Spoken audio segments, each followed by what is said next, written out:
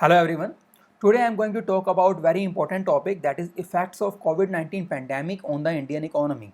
In this video, I'll talk about meaning of economy, what is business and economic cycle, how COVID-19 is impacting business and economic cycle, what will be happening after COVID-19, and how to deal with COVID-19 situation.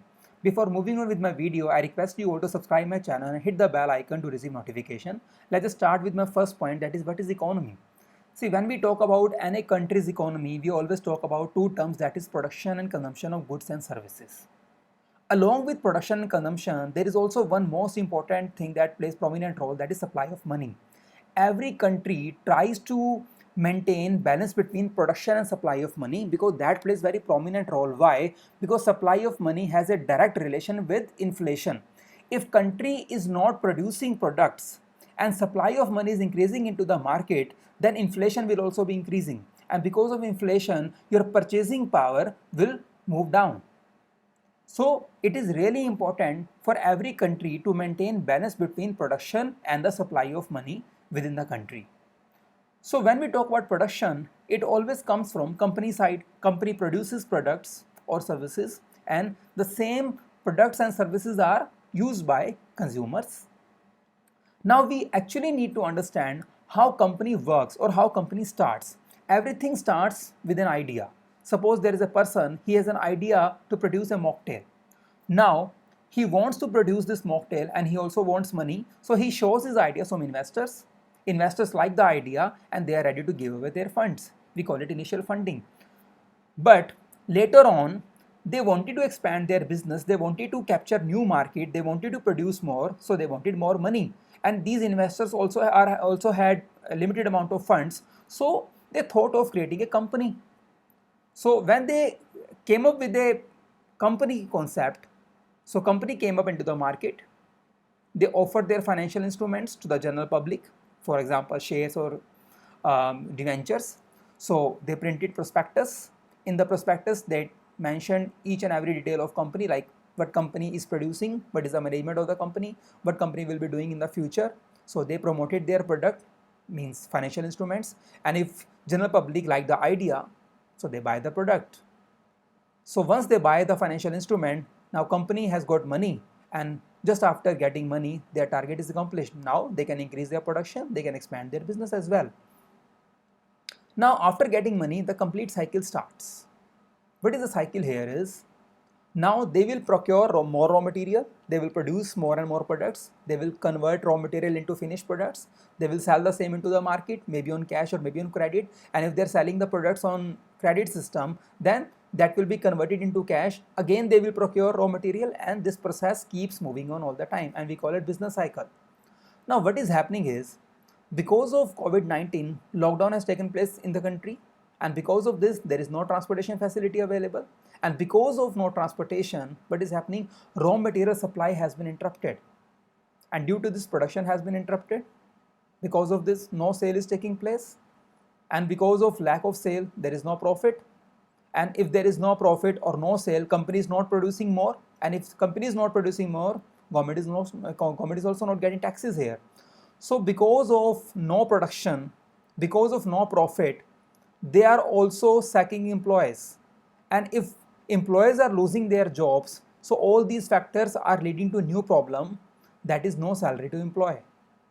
Now if employees are not getting salary, if they are not earning money, so they are also spending less into the market, and if they are not spending money into the market, so other business houses are also not generating income, and because of this they are also not producing more products. So ultimately it is impacting gross domestic product of the country.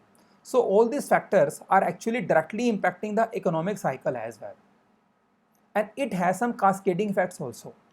What are the cascading effects here? If one employee is not generating income, so he is not spending money, and if he is not spending money, other business houses are also not generating income, and because of this they are also not producing products, and because of lack of production they are also firing their employees, and their employees are also not generating income, and this problem is getting bigger and bigger. Now there are two factors that play very prominent role in the our financial system, that is supply and demand. See, when we say demand is more than supply, we'll say the market is bullish, means prices always move up. On the other side, if supply is more than demand, so we call it bearish market, means prices are moving down here. What COVID-19 is doing is, it is directly impacting demand and supply of financial assets also. Now, if we talk about the company we were talking about in the very beginning, they came up with some financial instruments. They were offering the same to the general public, and public were liking they were liking the idea, so they purchased company share as well. Now, because of the lockdown, the same company is not able to produce and is bearing losses as well. And because of this, now the same general public, they are selling their financial instruments into the market. And because of the sale of the financial instrument, what is happening? Supply is more than demand here. So supply of financial instrument has increased, and because of this, the price of the financial instrument will move down. So it will directly impact the company financial position as well. Now, what are the outcomes, or what I can say, what could be the outcomes of COVID-19? There are so many possibilities. One is we are having V-shaped recovery. As you can see in this graph, what is happening here? First of all, we are moving down, as this is you can see here, because of lockdown we are not generating more income, so people are not spending money. So because of this, every business house is actually facing problem. They are not able to sell their product. So just after the lockdown, what will happen? Again, the economy will recover very easily, and it will come back to the pre-crisis level. This is the best case scenario. And if it comes back, so again companies will start making profit. Again the business cycle will start. Again people will be getting jobs, and they will start earning money, so they will be spending money, and our economic cycle will move on. But this will happen only in case of essential goods. What about luxurious goods? Means those goods whose buying we can postpone. Okay, so there are three other possibilities for non-essential items. One of the possibilities is U-shaped recovery. As you can see here in the U-shaped recovery, you can see the sides here. These sides are slippery. What is the meaning of slippery is, if we talk about this, what will happen here? Even if economy tries to restore to the previous level, means pre-COVID-19 level, if it wants to go back, it won't be able to go back very easily because of the slippery slides. What will happen now? Whenever economy tries to move up, again it will move down. Why it is happening here is, in the U-shaped recovery, we can say the economy has been largely affected by output, demand and income issue. Let's just start from the income side. As people, they were not generating income, so they were not demanding products, and because of this, companies were also not producing more products. Okay, and this situation remains for a very long period if we compare with the V-shaped recovery curve. And even if we talk about consumers, their confidence will come back, but it will take very long time. And whether we will have U-shaped recovery or not, it totally depends how long we are going to face this COVID-19 situation. That is one of the possibilities. Another possibility India could face is W-shaped recovery. So as you can see here, we are moving down. Again, we will move up, and then we will move down, and then again we will move up. So here what is happening here? We are having double dip recession. Now, why are we moving up in the very beginning? That is happening because of the government support only. Means, just to recover the economy, government will spend money, government will increase the supply of money in the market, and people are getting assistance from the government. So whatever money they will be receiving from the government, they will be spending into the markets. So when they spend money into the markets, so for a while our economy will move up, but once they have spent all the money, again the economy will move down. We can understand this situation by taking an example of a car whose battery is discharged. You just imagine that we are having one car whose battery is out of order, and if you want to start the car, what we have to do? We have to push the car. So our economy is just like the same car whose battery is not working, And government support is just like pushing the same car. So means government support is pushing the economy, but it is really important for the economy to start again. Because if economy, or if I say if the economic cycle does not start again, what will happen? We will have another recession. That is the reason we call it double dip recession.